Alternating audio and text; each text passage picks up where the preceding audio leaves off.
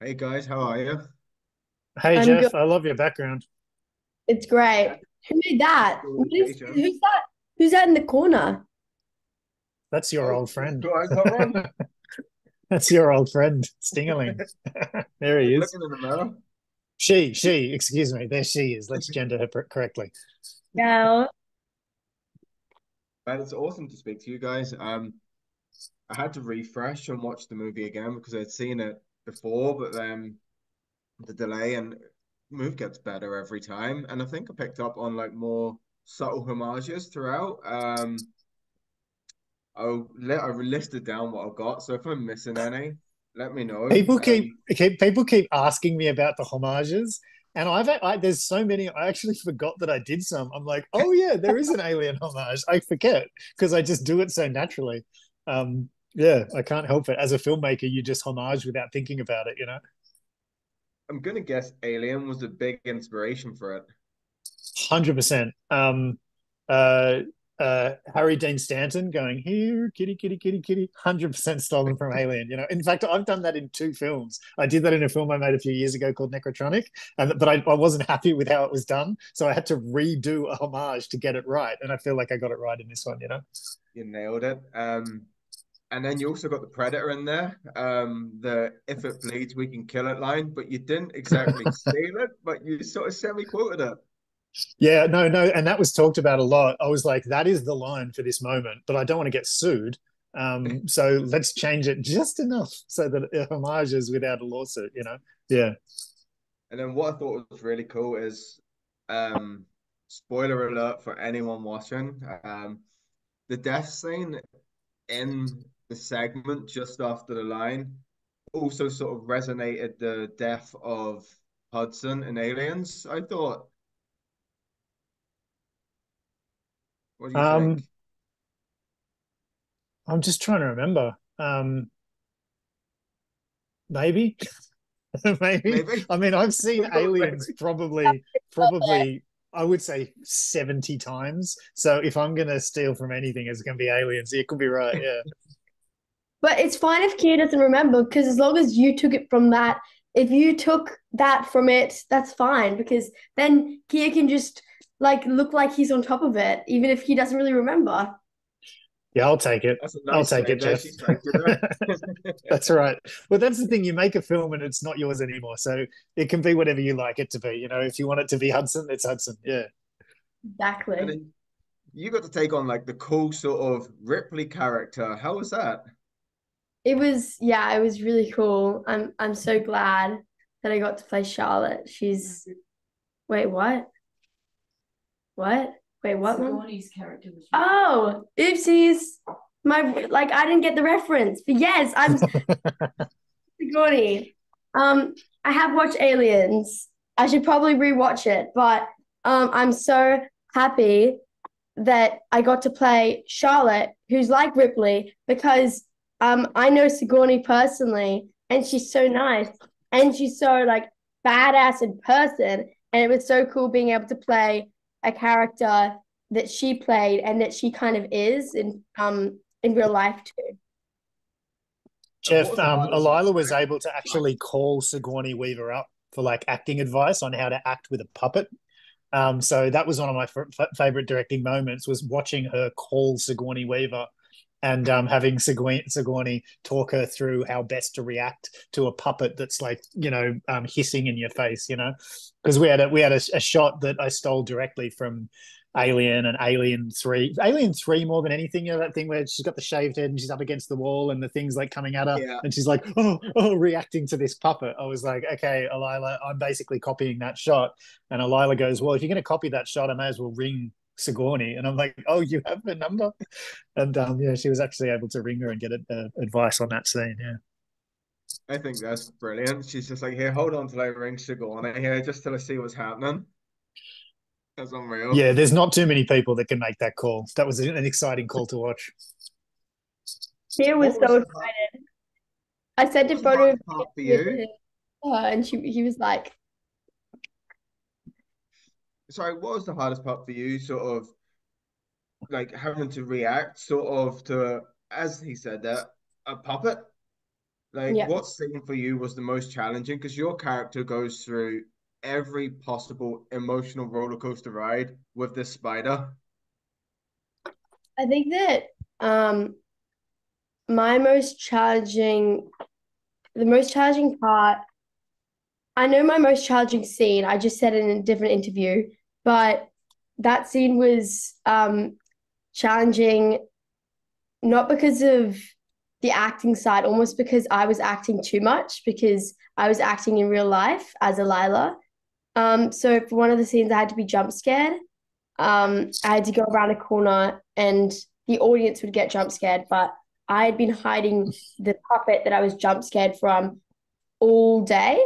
And then finally the scene come and I walked along and I turned the corner and I was just absolutely terrified. And I screamed and I jumped out of frame. The camera couldn't see me anymore. It was redundant, but I squealed and it was Alyla acting. And Charlotte would could have never been that scared about such an insignificant part of the story. So that was the hardest scene to film because I was like scared each time I had to do a take. I was like, I don't want to do it again. I don't want to have to jump scare myself. Um, yeah, that was probably one of the hardest scenes. It was just so scary. That was a And what scene that involved like a dead animal, and like yeah, she came around the corner and she didn't want to see it, and so she reacted, and like man, that scream was heard in London. It was so loud, and she freaked the hell out, and I'm like, Alyla, um, Charlotte has just faced a giant spider with stoicism. I don't think she's going to care about a dead animal, so we're going to have to do that again. Um, but yeah, that was a hell of a moment, you know. And that's a moment that you don't get if you're acting to a digital thing. You know, the fact that you've got this, we actually built everything and the actors could react to a thing that was physically there rather than having to react to some, digital imaginatory kind of thing. I really wanted to make everything practically so that, the performers could react, in a real way, And I'm glad we did that. that's what makes the movie, I think, a lot more sort of on the edge of your seat, and it gives genuine scares because you're not taken away by some sort of like PlayStation 2 sort of looking character coming at you. Yeah, and even like with some of the, people are getting really obsessed with volume screens and fake backgrounds and AI created whatnots, and like I just like I there is a difference between a real thing and a not real thing. Like, I don't care how good digital stuff gets. Like, there's just an uncanny valley effect that when you've got a digital creature, somehow it doesn't interact with gravity. It doesn't have a weight. It doesn't seem to interact with the shadows and the fog and the condensation and whatnot. It certainly doesn't interact with the actors efficiently. And so, anytime there's a scene where there's a giant spider clawing at somebody, it's actually a giant spider clawing at you, and you're going, "Oh my god!" And you're specifically batting away something that's physically there, and I think it gives an energy and a reality to the performances. How many spiders were made?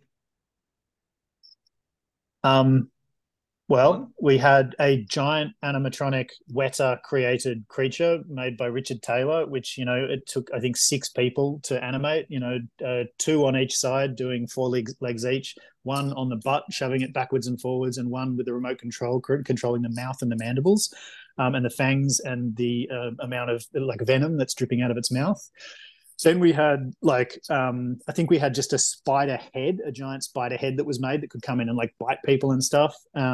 We had a stunt spider that you could throw at actors. At one point, we threw a giant like rubber spider at Ryan Core, and it actually worked. It made it into the film. Like, it looked really good.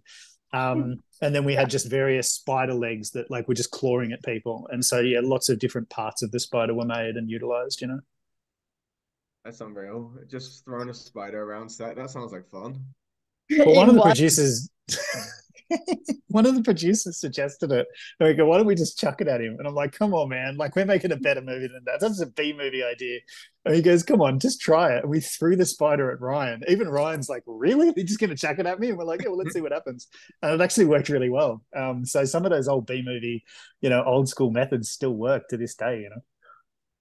And what inspired you to write this movie? Because you wrote and directed it. What was the inspiration behind it, other than like aliens? More Alien than Aliens, because Alien is, a group of people trapped in a spaceship with a giant creature that looks spider-like. So very much the template was Alien. What inspired me was I wanted to create a simple horror narrative. Like all of my previous films had been quite complicated and had just like 50 ideas for every scene and were quite like imaginatorily intense. And I wanted to do something a bit more simple. So I followed a very simple structure here where it was single location, one family, one creature. And then just everything else has to sit on that pretty simple template. And I was just trying to think of the scariest creature that I could possibly imagine. Like, what could be the scariest thing? And I just, because I have arachnophobia, and when I see a big spider, my first impulse is to cry. I'm just like, yeah, that's the thing that scares me more than anything. And like, there's nothing in my mind more horrifying than a spider the size of a panther that can drag you into an air conditioning duct and eat you. And so the image of a giant spider descending onto a crib.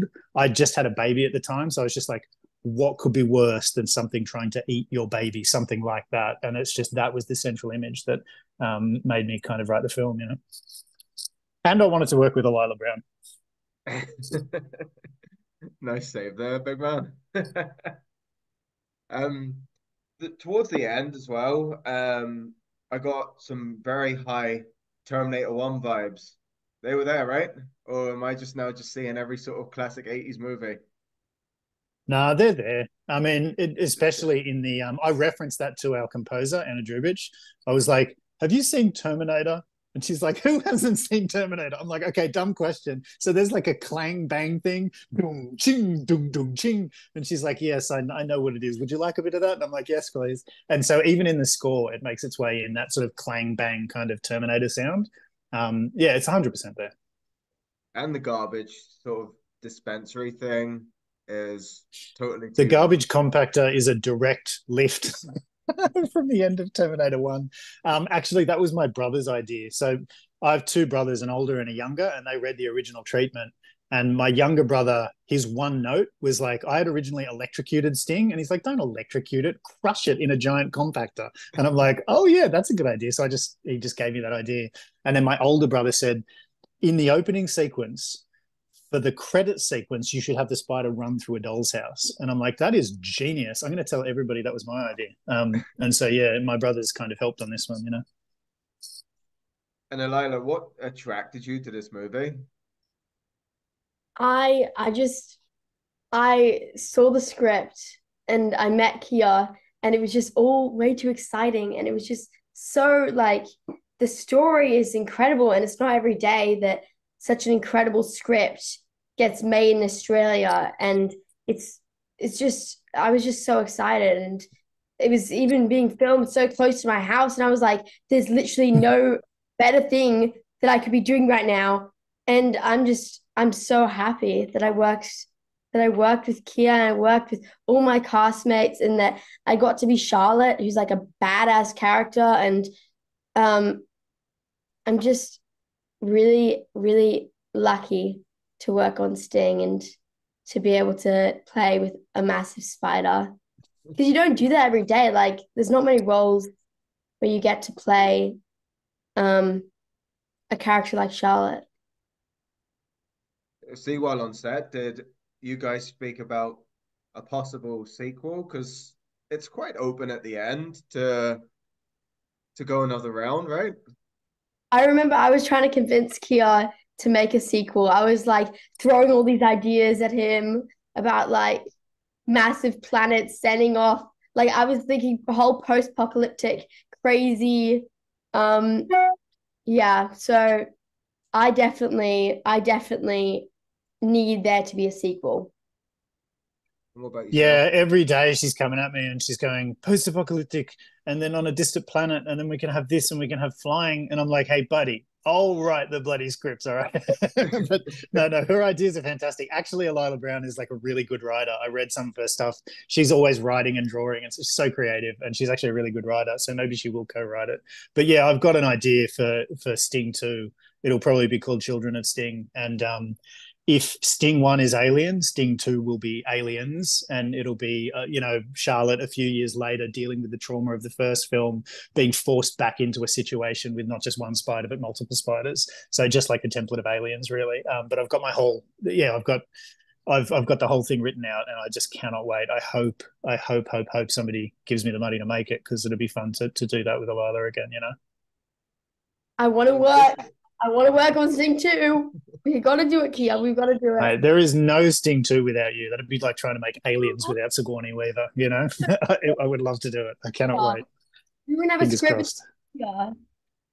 Yeah. We couldn't without you either. Yeah. There's not a chance this movie will not do well, though. Like, I've seen it twice now, and I could easily go and rewatch it again.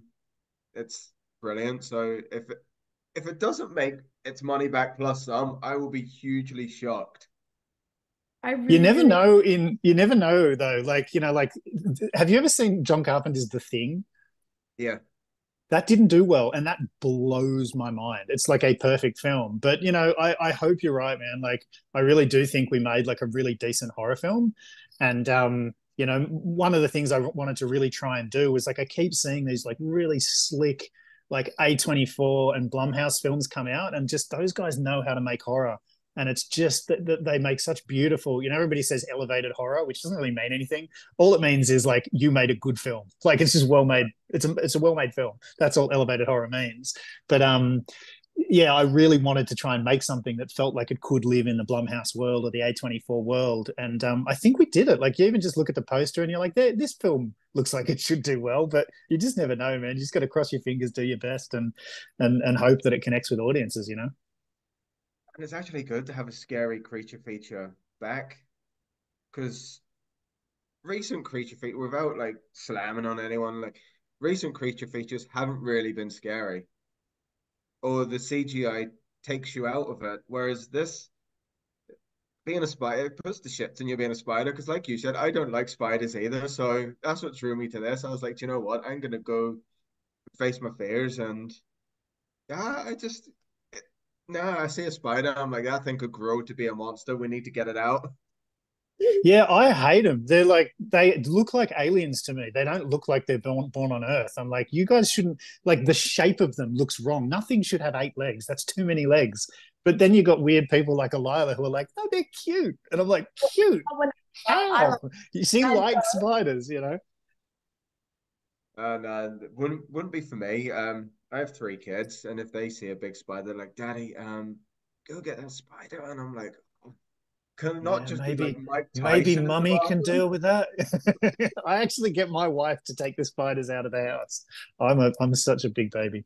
My wife has basically arachnophobia, so I You have to just find get the her kids to out. deal with it, get the dog to eat it. I don't Every man know. for Call themselves. somebody. Call Jermaine Fowler. Dogs eat spiders. It's so horrible. You love spiders.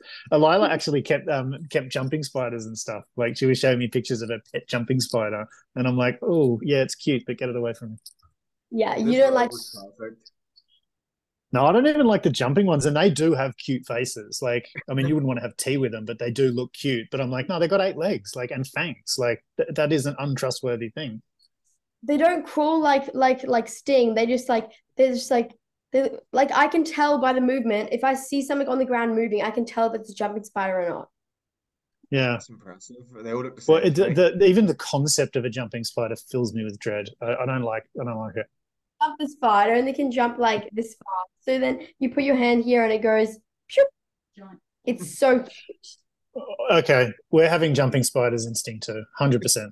But they're too cute, kid. They're not I'm scary. going to write that down. Jumping spiders, Alyla's idea. Okay, Alyla, good. so your All right, you just character is contributed to really the fond of screenplay. drawing. Are you fond of drawing in real life? I am. I'm trying to build my drawing abilities, going on Pinterest, getting inspiration pictures and drawing them. I find it really interesting and I think it's a really cool thing to be able to do. So I'm getting into drawing. My mom and my sister, they're both really good drawers, so I feel a bit pressured into doing really good drawings, a bit scary, but I've just got to not be a perfectionist and just go at my own pace, you know.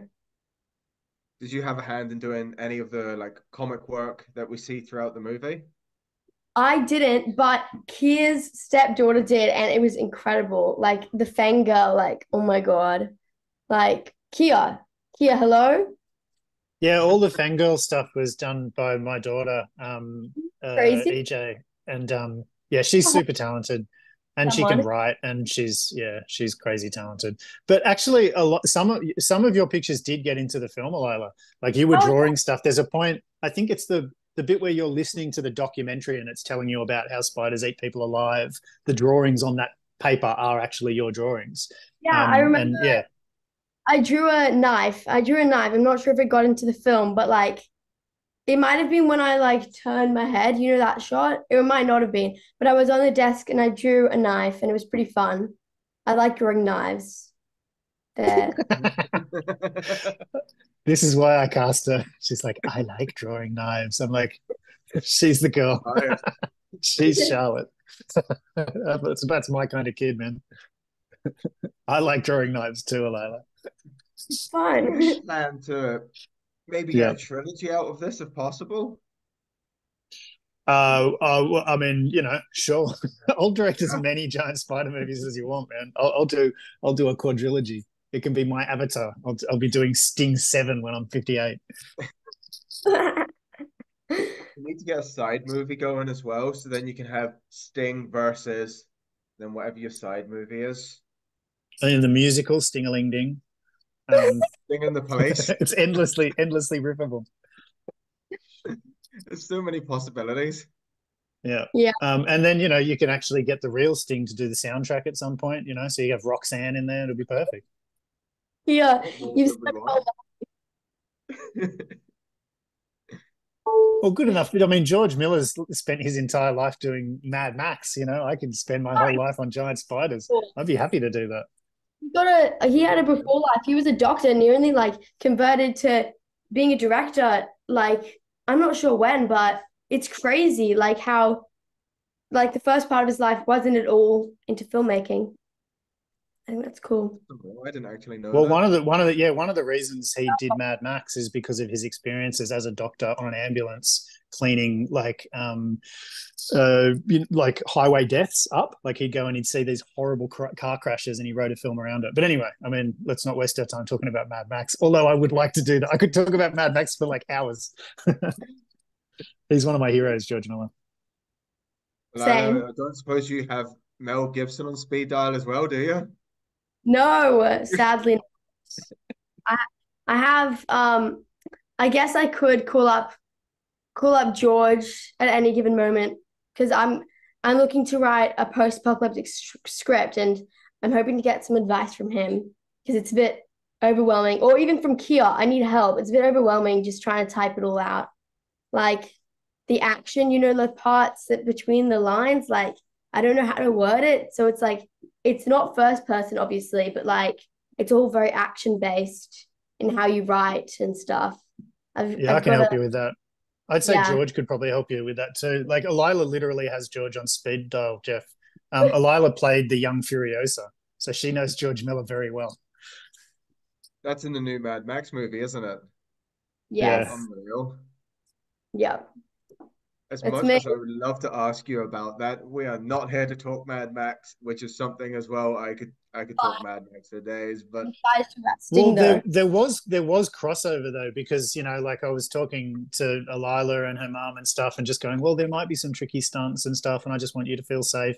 And she's like, dude, I just jumped off a moving motorcycle on Mad Max 2 weeks ago. I can do my own stunts, relax. And so her coming off Mad Max, having done so many of her own stunts, actually super helped us. Like, she worked with the stunt people really well because she knows the language of stunts, because it's important for George to have his actors do the stunts sometimes, so yeah, there was definite crossover. And I was lucky to get Alyla. Alyla had been in just like 3-4 films and 2 different TV series and just spent like 10 years shooting Mad Max. I mean, it was such a massive thing. She was still shooting when we were in pre-production. And so she effectively went straight from George Miller's post-apocalyptic world into my crazy, confined, giant spider death world. And, by the end of the year, man, she was tired. Like, and I was just lucky that she read the script and like related to Charlotte and just went, I have to do this movie. I'm tired. I'm 13 years old. I need a break. I need a holiday. But okay, let's make one more movie and we'll call it a year. So yeah, we got it right at the end of like a huge run. So we were lucky. That's unreal. Alyla, so you've got like your whole future ahead of you, and you seem very keen on writing, acting. I'm gonna guess directing's gonna be in there too. Ultimately, where do you see yourself in like 10 years? Do you see yourself like writing, directing, and acting, or would you have one passion that you'd really like to do? Yeah, well, with the film that I'm currently trying to make, I hope that in 10 years I would have um, either made it already or in the process of making it, because it's definitely something like I remember probably one of the first ideas I had was when I was on Sting and I was just thinking about it and I was talking to Kier about it. Um, and I think that I'll be really proud of myself if I've done that. And looking back, that I was like 12 thinking about making this film and I made it. And I guess one of the most scary things about making a film for me is because I don't know if it's going to turn out exactly how I picture in my mind, but I've got to get over that and I've just got to go for it because Kia, before you said like it actually, Sting turned out like actually very similar to how you pictured it in your mind. And I think that I'm scared that won't happen for me, but I think it will. And I just got to trust the process. It's just time. I remember when I first started picking up video cameras when I was like 13, 14, probably your age. And I was just like, man, this doesn't look anything like in my head. But it took me 20, 30 years to get to that point where it's like, oh, so you've got to actually hire a whole group of really amazing people who are better than you at everything they do. And then they help you with your vision. So yeah, you got to have the right collaborators. But that'll come. Like, yeah, you're a total triple threat, and I wouldn't be surprised if you turned into like a really talented writer director as well as being one of the most talented actors I've ever worked with. So you may want to get on Sting 2 before she becomes high high level like Sigourney. I'll still Yeah, come that's my back. big worry. I'll still come back. Okay, we're recording this, right? So that's recorded now. Now you have to. That's good. But yeah, that is my big worry. Is she's going to become too big a star. I won't get to work with her again. But I don't know. We had such a good time on this. I think. I think no matter what happens, we'll work together again. Before we wrap, I just wanted to know quickly, what was the shooting schedule for this movie? It's something that I always like to ask. Yeah, 6 weeks. We had to shoot the Six whole thing in weeks? 6 weeks, and that That's and that amazing. sounds like a lot, but it's like, man, when you look at how many different apartments we had to build and how many different set pieces we had and how many different, just oh man, it's like that's difficult. Like we needed 8, maybe 12, but because it's an indie film, like we had to just do the whole thing in 6, and yeah, we had to cut some scenes. We had to cut a whole sub character and like 2 or 3 set pieces and a few pages of the script. But in the end, with an indie film, I've said this so many times, but it's not how good you are; it's how good you are fast. Like it's not can you be creative? Can you be creative on a sprint? And like that's what modern independent filmmaking is you've got to run, run, run, go, go, go. You don't have time to think or be creative on set. So that's why preparation is so important. Rehearsal is so important. You have to know exactly what you want because man, you're just on a time clock from the moment you arrive to the moment you finish in the day. And oftentimes, if you're not on the ball, you don't make your days, and you're not allowed to go over budget on an indie. You're just not allowed because there's no money. Like, so what you get is what you get, and but that's also fun. Like a fast game's a good game, man. Like I always like to me, filmmaking is like it's more like sport than anything else. And like there's that like you put a game plan together and you go team. We're going to do this and we're going to do that, and then oh that's stuffed up, but luckily he ran around and he got the thing, and then oh we're finished, and then we have to down tools, and we didn't get everything, but what we got was great. And to me, yeah, it's more like professional sport than anything else. When you're shooting. Well, I'm more than 100% sure Sting will be brilliant. So all I have to say to you now is just start prepping on Sting 2, Sting 3, and Thank you, Jeff. I really hope we get to do that. I'd love to. I'd love to have another crack. And I would. before I go, Alyla, I need to ask you because my wee man will kill me if I don't. Because I said I was interviewing people, then he always likes to say, "So what are they in, or what they're going to be in?" And I said Sonic, and he loves Sonic. So for him, what was it like working with Sonic? It was incredible. It was so much fun, and it was great to be in London. It was incredible, and it was so much fun, and really fun scenes I got to shoot, which was really, really great. And I've actually had quite a slow year. It was one of the projects I got to do last year, and I'm so, so happy that I got to be on Sonic. It's incredible. Thank you. You've made his day. I'm sure when he sees his That's bag, so funny. So you've been in Sonic the Hedgehog and Mad Max, and those are both two things that I was super obsessed with when I was young. I used to play Sonic all the time, and I used to watch Mad Max over and over again. That's You're my crazy. hero. Wow, Thank that's you. so cool. That's yeah, cool. guys, it's been amazing speaking with you, and best of luck with the release of the movie. And I can't wait to see what's next from you both. Thank you Thanks so so much. much, Jeff. I really No enjoyed worries. this interview. Great interview. See you You did guys a great later. interview. Thank you. See you guys later. Thanks, Jeff. See you Bye. later. See you, Jeff.